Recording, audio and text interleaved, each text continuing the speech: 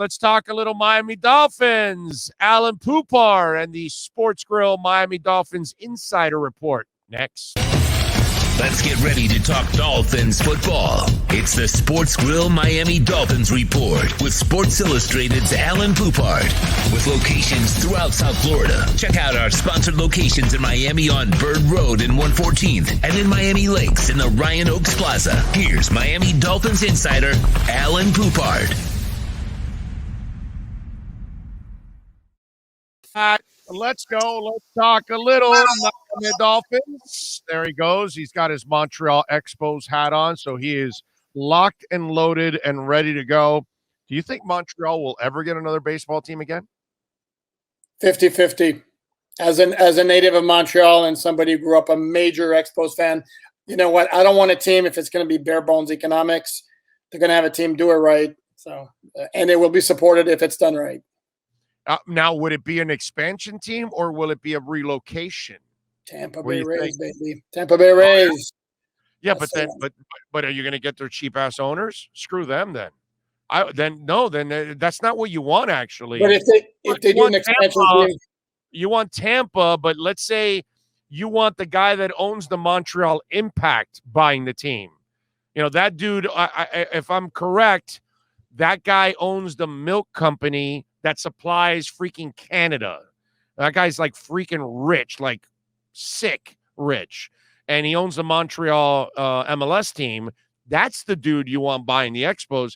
If you get the losers that are there now, which, by the way, they're like the losers in Oakland, that they know how to find talent, but they don't add any money to it. And so that's why neither one of these two idiots end up winning the damn title, because they don't. If they would just spend a little money, Oakland and Tampa would be winning all the titles. Just a little money. Last I checked, though, Tampa went to the World Series last year, so they're doing something right. That's my point. That's my point. Can you imagine if they see? That's what Theo Epstein did in Chicago and in Boston. He goes, hey, you know, that Moneyball stuff, it's pretty good, but we're going to add money actually to the Moneyball, and then it'll work out. But if you're going to go, you know, cheap balls, it doesn't work out. And you know what? I'm afraid our Marlins, that's what these guys are trying to do. They're trying to be Kansas City of a few years back. They're trying to be the Marlins of 2003, which is what Tampa and Oakland want to do, where their young guys come up, they catch lightning in a bottle, and they only have one or two veterans that they only need, like a Pudge and a Urgether Bean or whatever, and then all the young guys have career years like they did in Kansas City and then get over the hump. To me, that's what Oakland does. That's what Tampa does, and I think that's what Miami wants to be, which sucks. Yeah, it's not a recipe for long-term success like the big spenders, like your Yankees and your Dodgers are going to be good every year because they sink so much money in it. Yeah, exactly. You got to spend something in baseball, dude, to have a little bit of a core so you can get by. Be great like you are in finding talent, because Tampa and Oakland can do it. But, man, if you're going to get a team back, you got to get a dude with some pockets, bro. That's the one thing. Really agree. If not, I'd rather they didn't bother. Right, exactly. Don't even bother, because it's going to be what we have here, and it's very frustrating to watch because now they got pitchers and they still don't have any bats right now to support those guys. Eric Storm says on the text line, what's baseball? We talk about everything here on this show, okay? And when hockey rolls around, guess what? Al and I will throw in a little Panthers talk too at the same time, okay? So I am a man of all sports, just like my man Alan. In fact, he's the only dude, okay, that at the combine, no other reporter, because no other reporter I've ever been with is really a hardcore. Well, Jason Cole, actually. Jason Cole is kind of hardcore about everything. But he's the only dude that will call me, or I'll call him and say, hey, let's go watch the Panthers game. What's O'Malley's, or what's that Irish place we go to?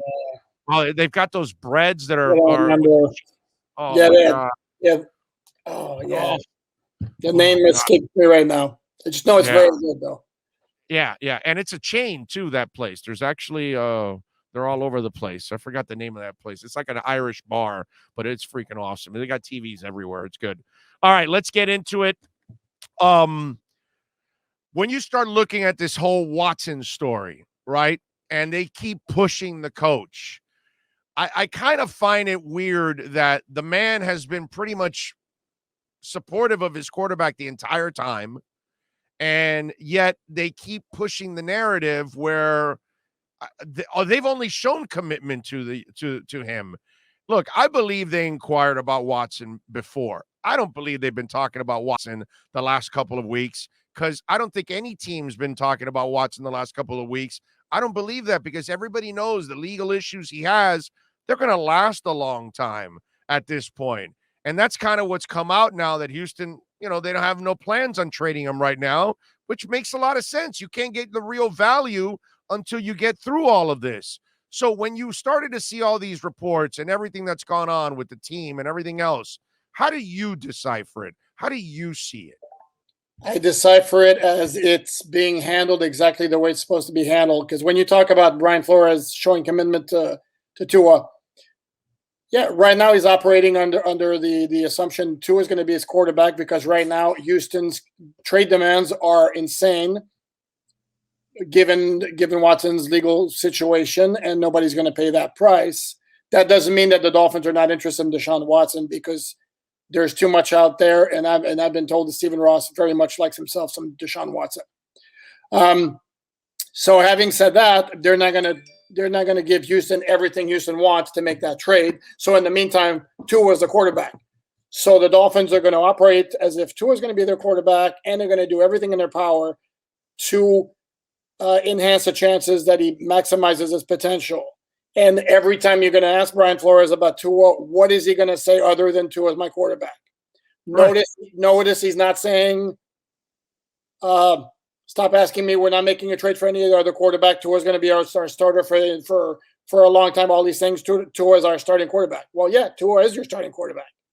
And it's the same with Chris Greer. When Chris Greer was asked 3 days after the regular season, the finale last year at Buffalo, like, are you ready to say that you're going to be the starting quarterback in 2021? His answer was Tua is our starting quarterback.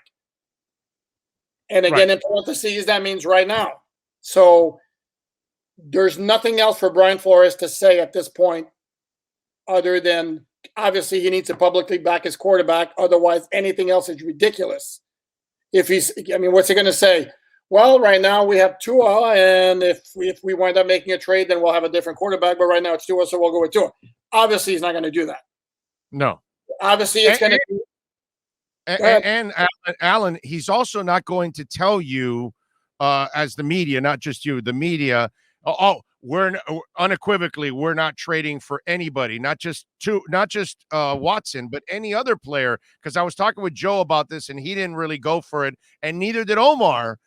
But I believe that he doesn't want to set the precedent of telling you guys, no, we're out of this or that, because a year from now, they're rumored with a defensive end, and you're going to ask him again, hey, are you guys interested in this defensive end? And he's going to tell you, I'm only talking about players that are here. So he's going to keep it general like that, because if he sets the precedent and gives you guys the information, says, we're not interested in the quarterback, then a year from now, he needs to say, we're not interested in this defensive end, because if he doesn't, you guys are going to then use it on him and say, well, wait a minute. Last time he was interested in somebody, or he wasn't, he told us he wasn't. This time he's not saying anything. That means they're interested. So I think he doesn't want to give any inch to anybody, even the team meeting. He didn't even want to admit what he said, that Jeff Darlington broke. He didn't even want to admit that, because he wants to stay consistent. So that way it covers his ass one way, and it covers his ass the other way too, just in case he is interested in any specific player. Okay, two very important points here is, number one, there are ways of getting the message across without publicly saying anything. I.e., leak it to a writer. Yeah, but then you expect to come up, for example, or two. Oh, for example, somebody told Jeff Darlington about that team meeting where Flores. For sure. Okay, and I think you pretty well know it. We pretty much know that Brian Flores operates a very, very tight ship over there. Yes. And I'm going to suggest Flores knew about this. Yes, I agree with you. So Yes. if he wants a message out, there's a way to get the message out without necessarily saying publicly on the record, we're not interested in Deshaun Watson. That's number one. Number two, you can completely ignore the question about interest in another player and just flat out say, Tua is going to be our starting quarterback for 2021. Stop asking me. Well, he kind of said that, didn't he? No, he said he's our starter. He said he's our starter. And then the follow-up question was, is he going to be your week one starter? Well, he already said he's our starting quarterback.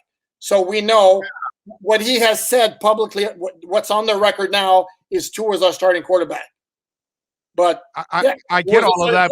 I mean, that's kind of obvious right now. Of course, because there's no way you're getting Deshaun Watson for week one, dude. I don't even believe. You know what I truly believe? The NFL will not allow a trade anyways at this point in time. Do you know what a bad look the NFL would have if that guy is found guilty after the trade? So then all of a sudden everybody's going to be talking about how, well, wait a minute. The NFL allows sexual predators to be traded. Do you know the kind of look that would be for the NFL? This is why I think this entire story is asinine, because I don't think a trade could ever happen right now. One, it would be stupid on Houston's part. Two, it would be stupid for anybody to give up a ton of picks for a guy that could be going to jail or could be found guilty. You don't know. And three, if the league actually allows this to happen and he is found guilty, oh my God, do you know the kind of clown show you're going to be looked at as a league, that you're just, hey, yeah, we're dealing sexual predators now. That would be one slap in the face for them, a huge black eye that they need to avoid. That's why, for me, all of this talk is such crap. I think there was interest from the Dolphins initially, and I think since that initial report, that's the wave they've been riding since. Because I don't believe they got anything from Flores or Greer on this story. It's coming from the agent or from the Houston side is where people are getting fed. That's my take on this. Okay. Well, two things. Number one is nobody's giving outright 3 1s and 2 2s. Any picks that would be given in a trade would have some conditions on it, as in games played, number of snaps, whatever. Number two, so let me ask you this, though, because you're saying there's no way the NFL will allow a trade. Then why is the NFL, how can we justify the NFL not suspending him right now? He's not so basically it's Houston. You have to carry him on your 53 or waive him, but we're not going to allow you to trade him. That doesn't make sense. Got to be one or the other. No, it does make sense. Now, they haven't gone out and publicly to say it because legally, since it's a civil thing at this moment and there's a criminal investigation going on, they've kind of left it there because there has been no real movement overall. But I think if they actually try to initiate a trade, I think that's when the NFL would put the kibosh on it when it's all said and done, because it's like, wait a minute, you're going to trade a guy that could be a criminal? Yeah, that's not a look you want if you're this league. But then Houston would say, don't force me to carry him on the 53-man roster if you're not going to allow me to trade him. That's not right. It's got to be one or the other. If you can't, you know what'll happen next, right? Commissioner's list. That's what'll happen next. But then they'll put him on the commissioner's list, and then that's it. It's off. But right now, why isn't he on the commissioner's list now if you're not going to allow to trade? That's what, to me, that's why I don't buy your premise. And going back to your idea of that there's no interest anymore, if you don't want to believe what I just told you about what I've been told, that Stephen Ross very much is interested in Deshaun Watson. Dan Patrick, ESPN Dan Patrick, who now his own show, said this morning on his radio show that he was told that the Dolphins absolutely, positively still have interest in Deshaun Watson. So I'm sure it's out there I'm sure they have interest, but I don't think it's interest like they're dying to trade for him now. I think it's interest like they're inquiring, and hey, if it's a cheap price, we'll take it. See, Chris Greer doesn't seem to me like the guy that is going to do a Bill O'Brien-like move for Laramie Tunsil. He seems to me like the guy that'll take those picks but not give up a ton. I think he was inquiring to see if he can get something that's low-hanging fruit, in other words. That's what I think Chris Greer was inquiring, see if he could get low-hanging fruit, not necessarily go out there and pay top dollar for the guy, is what I think. That's just I think if there are conditions attached Yeah, I think I said not what Houston wants, but I think they would pay. It's not just a situation of he's a great player, let's throw like a really cheap price and steal him, and then if the situation worked out, we will have gotten a steal. I don't think it's that. I think it's somewhere in between that and what Houston wants, which nobody's giving him. So it is a crazy ass story. All right, Unprecedented, huh? unprecedented situation. Yes, Never yes. anything like that before in the NFL. No, it's and it's got everybody at odds too, because we're all trying to find out something that we really don't have all the information about. All right, wide receiver. They restructured my boy Jakeem Grant, so they kept him. They've got 7 on the roster with Will Fuller. After week 1, do you expect them to keep 7 and cut another position, or do you expect one of the receivers to get cut when it's all said and done? I don't think it's going to be Jakeem Grant after agreeing to that contract. So could they be showcasing Albert Wilson for this first week to try to trade him? Aha! I knew you'd come back to Albert Wilson or another. Of course. Let's not assume that just because they restructured Jakeem automatically means he's safe, because they did that with Benardrick McKinney, and we saw where that got him. Here's the thing, though: is 7 wide receivers is a lot. They did at one point last year carry 7 wide receivers. If you counted Lynn Bowden and Malcolm Perry as wide receivers, they had 7 wide receivers in the early part of the season. In addition to that, they're also carrying 5 tight ends, which is a very high number. And I still think there's trade value there if they wanted to go that route. And they're also carrying 12 defensive backs, which also is a very high number. So I don't think it's necessarily going to be a case of Fuller comes off the suspended list and they dump a wide receiver. So I think this might be a case of they put out feelers for what can we get for one of our wide receivers, maybe Albert Wilson. Let's see what we can get for one of our tight ends. And then if they don't get any kind of deal they like for either of those positions and they want to keep 7 wide receivers and 5 tight ends, maybe it's a defensive back who goes, because, again, 12 is an awful lot. Would you trade a tight end? Because I would not, dude. I mean, I like the anti-vaxxers done. I know, but the anti-vaxxers done a really good job, and I don't want to put Hunter Long in a position where he needs to come through. But if you have Gesicki and Shaheen, those are 2 guys that I don't want to get rid of. And then Hunter Long, do the other guys really bring a lot of value? I mean, the other guy's a blocker too. You know what I mean? So there's player. Huh? Blocker, special teams player, Durham Smythe. And Carter's a special teams guy also, who to me looked really good catching the ball in training camp. I was very impressed. And again, don't forget, Gesicki and Smythe are free agents after the year. And I'm not saying that's what they're going to do. Smythe? Can he block like Smythe?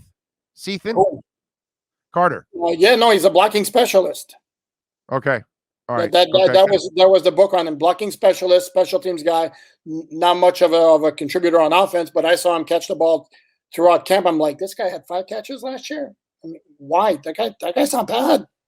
So okay, so you might be onto something with one of those 2 guys, because I can't see them getting rid of the top 3, because one's developmental, and he might be the guy that replaces Gesicki if you don't get a contract done with him. And Shaheem, I think, has developed into a really nice weapon. And it looked like he's developed nice rapport with the quarterback as it is already, because he has had a nice camp. And I know whatever the anti-vaccine crap, whatever, I don't care about that. The kid can play, man. It's been a really nice year by them. I agree. But again, for me, I go back to I'm a big believer in generally precedent kind of tells you where things are going. Mm-hmm. And it's not impossible they keep 5 the entire season. It's just very, very rare. So I'm just saying that's a possibility that I would look. And again, depending on what kind of offer you get for whoever, I'm not sure I rule out anything other than Hunter Long, because you just drafted him. I wouldn't rule out anything, again, depending on what kind of offers they might get. All right, good stuff as always. Make sure you follow ALAiN on Twitter at POUPART NFL. Catch his work there at Sports Illustrated as always. How much do you buy the whole Malcolm Perry going to the Patriots? Because he's about to start his second year. There's new offensive coordinators here. I don't think he's really a positive for the Patriots to get any kind of information. I think that stuff is kind of overblown. And I know the coach kind of addressed a little bit of that, but you've been around the game long enough. How do you view stuff like that? Yeah, I think that maybe one of the most overblown stories ever all the time when you keep hearing it. And it's like, okay, well, they picked up former Dolphin to pick his brain and get some intel on that. Yeah, really. Miami has a couple former New England Patriots anyways, right now, as it is. There's a lot of them on both sides, and then somebody could make the point, well, Perry, they have a new offense this year, and Perry was there this year. Again, I'm not buying it. What New England got was a good developmental guy with some ability who clearly wasn't one of the best 7 wide receivers on the team, wasn't one of the best 8 because Kirk Merritt's better than him. So, no, it's an overblown story. It would have been nice to stash him on the practice squad, but he got picked up, so it happens. All right, so what goes through your mind now with Mac Jones starting against the Miami Dolphins? I with Miami secondary, I like this, actually. I think that this plays into their hands, and I would imagine they're going to have to deal with a lot of running early on with Belichick. So how do you view all of this? Yeah, I think for the second meeting in the season finale in Miami, might be more problematic because of how advanced Jones might be by then for an opener. And I think we saw what Brian Flores was able to do to Justin Herbert when the Chargers were down here, and you saw guys dancing at the line of scrimmage before the snap, caused them all kinds of problems. And the thing is, by getting rid of Newton, if you remember the opener last year, Newton killed the Dolphins with his running. And that's something that really, really, really hurt the Dolphins. So not having to deal with that, I think that's going to kind of help the Dolphins. Having said that, though, the New England offense to me is not as dependent on the quarterback as a lot of other teams may be. You look at that offense, what are you looking at? You're going to look really, really good tight ends, and their offensive line is going to be one of the best in the NFL.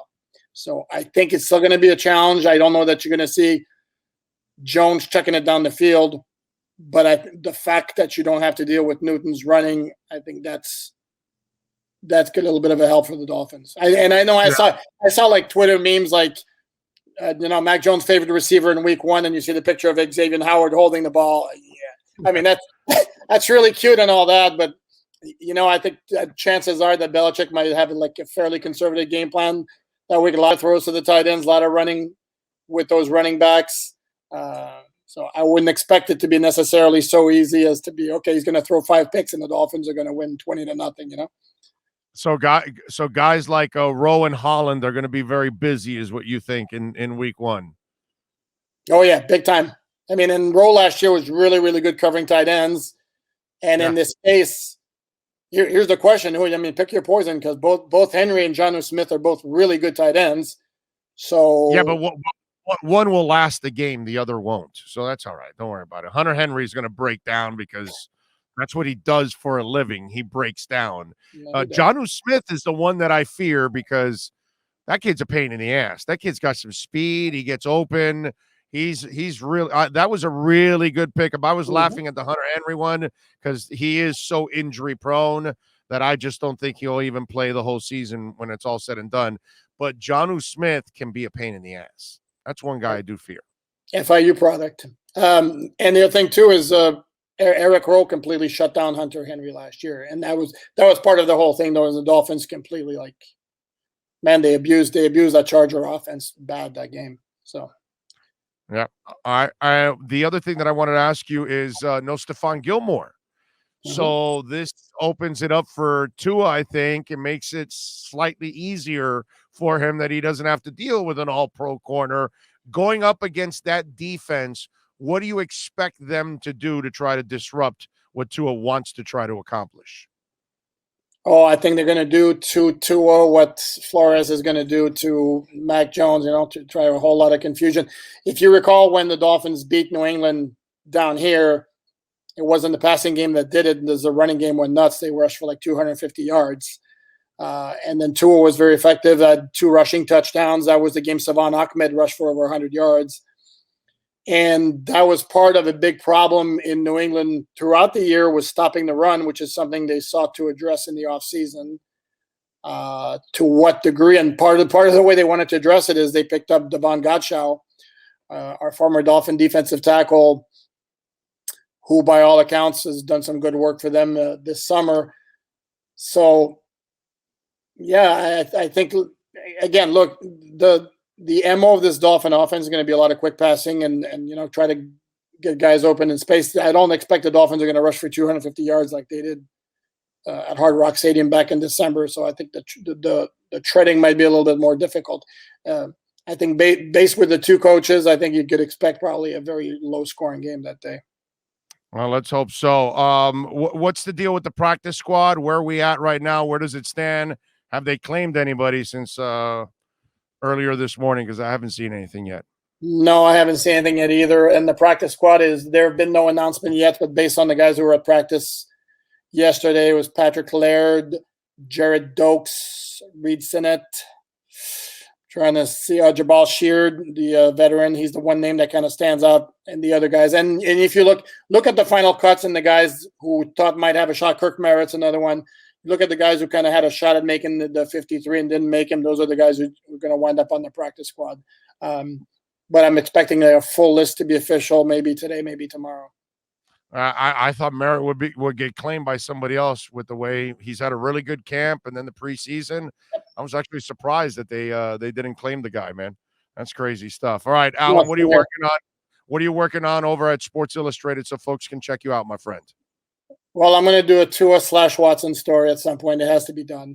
It has to be done to address all the issues we kind of discussed. And then I'll do something on the practice squad once we get a little clearer picture of what's going on there. Check him out on SI. Make sure you subscribe there. Follow him on Sports Illustrated. And, of course, follow him on Twitter at POUPART NFL. He is ALAiN Poupart with the Sports Grill Miami Dolphins Insider Report.